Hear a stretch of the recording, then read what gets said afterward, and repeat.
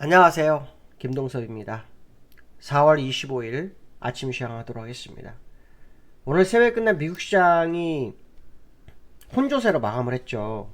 요즘 미국 시장은 실적 시즌에 돌입해 있는 상황인데요. 죄송합니다. 이 실적 시즌이 지난주에 은행주 발표로 봤을 때 실적이 대체적으로 좋았거든요. 근데 시장이 반응을 거의 못하는 상황인데요. 일단 빅테크 실적 발표를 시장이 기다리는 와중에 코카콜라가 실적 발표를 했는데요. 월가 전망치를 웃도는 실적을 내보냈어요. 근데도 불구하고 실적이 웃도는데도 불구하고 약보합으로 마감합니다. 이제 빅테크 실적이 오늘 밤부터 나오죠. 오늘 밤에 알파벳과 마이크로소프트가 나오고요. 내일은 메타 플랫폼, 그 다음에 27일은 아마존이 나오고요. 그리고 그 사이에 이제 맥도날드, 비자, 버라이즌, 제너럴 모터스, 엑소모빌, 쉐브론 같은 종목들이 실적 발표를 합니다. 이제 실적이 빅테크가 좋아서 시장을 끌어올릴 건지, 좋았는데도 아무렇지 않을 건지, 나빠서 시장이 내려올 건지, 이거는 이제 확인을 해봐야 되겠죠. 근데 그 시장에서 그 크리스 자카렐리라는 사람이 있어요. 이 사람은 인디펜던트 어드바이저스 얼라이언스라고 하는데요. 그가 이런 얘기를 많이 합니다. 이런 얘기를 합니다. 이미 많은 좋은 소식들이 주가에 이미 반영돼 있다. 그렇기 때문에 기술주 실적이 따른 반등이 어려울 수 있다. 이런 식으로 얘기를 하네요. 근데 요 근래 시장의 모습을 보면 좀 그런 면이 보이는 것 같아요. 왜냐하면 은행주들이 좋았는데 주가 못 갔죠. 시장을 못 끌어올렸어요. 그리고 어저께 코알라 때도 그랬고요. 지표가 좋았는데도 시장이 더 이상 반응을 안 해요.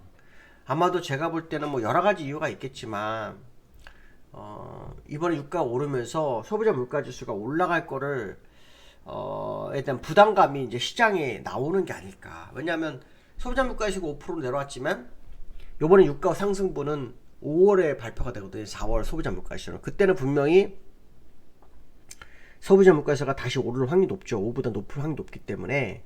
왜냐면 유가가 한 10불 정도가 벌어지거든요. 평단가가. 그러니까 그거에 대한 두려움이 시장에 미리 반영하는 게 아닐까. 그래서 실적이 시장에 반영 안 하는 거 아닐까. 이런 생각도 해보고 있는데, 어쨌든 오늘 밤부터 나오는 그 빅테크 실적들이 시장에 어느 정도 영향력을 미치는지가 상당히 중요할 거다라는 것이 현재 시장에서 보는 관점이다. 이렇게 보시면 될 것 같고요. 근데 이제 뉴스 중에 이런 뉴스가 있더라고요. 6월 회의에 금리 인상 가능성이 나오기 시작하네요. 그 얼마 전까지 연준에서는요, 금리 인상을 5월로 마무리하고, 5월에 그 베이비 스텝 0.25 정도 올리고 마무리하고 오랫동안 지켜본다, 이런 분위기가 형성됐었는데, 지금 6월 회의에 금리 인상 가능성이 나오는데요. 일각에서는 소비자 물가지수가 4에서 6% 정도 사이라면 금리가 현재 금리로서는 어려울 것 같다, 이런 얘기가 좀 많이 나오고 있어요. 그러니까 지금 시장 분위기가 갑자기 싹 바뀌는 분위기가 지난주부터 나오기 시작했거든요. 그래서 미국 시장도 계속 혼조세나 약간 하락세나 강보합이나 약보합이나 이 상태를 보이는데, 좀 이런 장세를 보인 경우가 좀 드물었죠.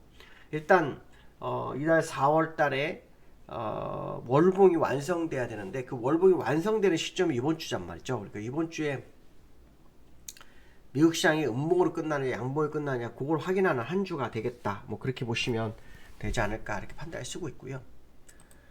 미국 시장을 보시면은 지금 나스닥 0.29% 하락했고요. 다우는 0.2% 상승하고 마감하네요.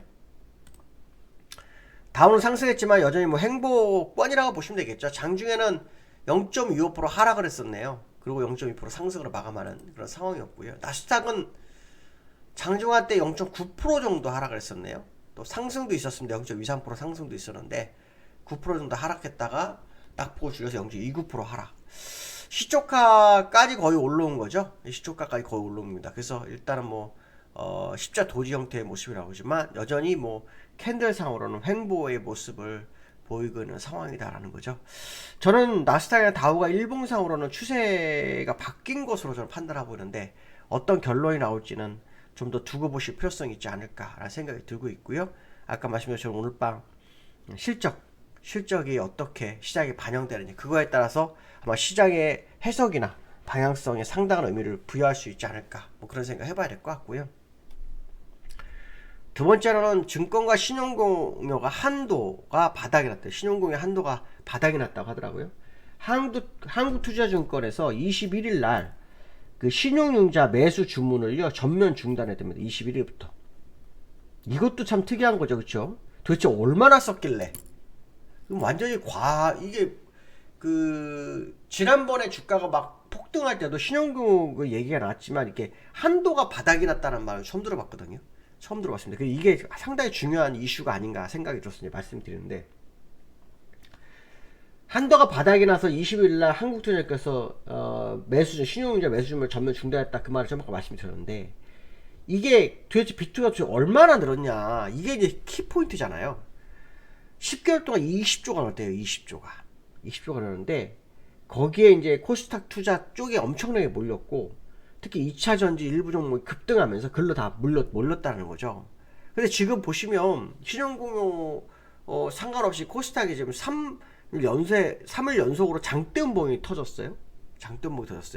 근데 재미난 건 뭐냐면 2차전지에 신용융자가 몰렸는데 2차전지는 별로 또 안 빠졌어요.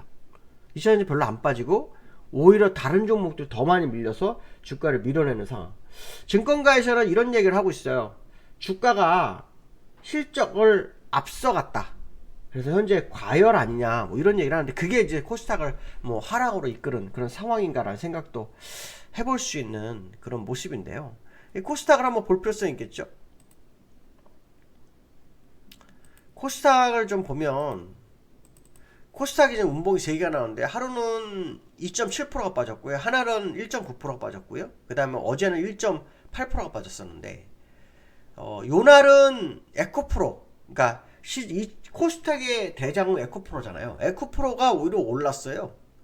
요날은 에코프로가 빠졌고요, 요날은 에코프로가 어저께 올랐어요. 그럼 오늘 에코프로가 빠져서 빠지나? 뭐 이런 생각이 들겠죠.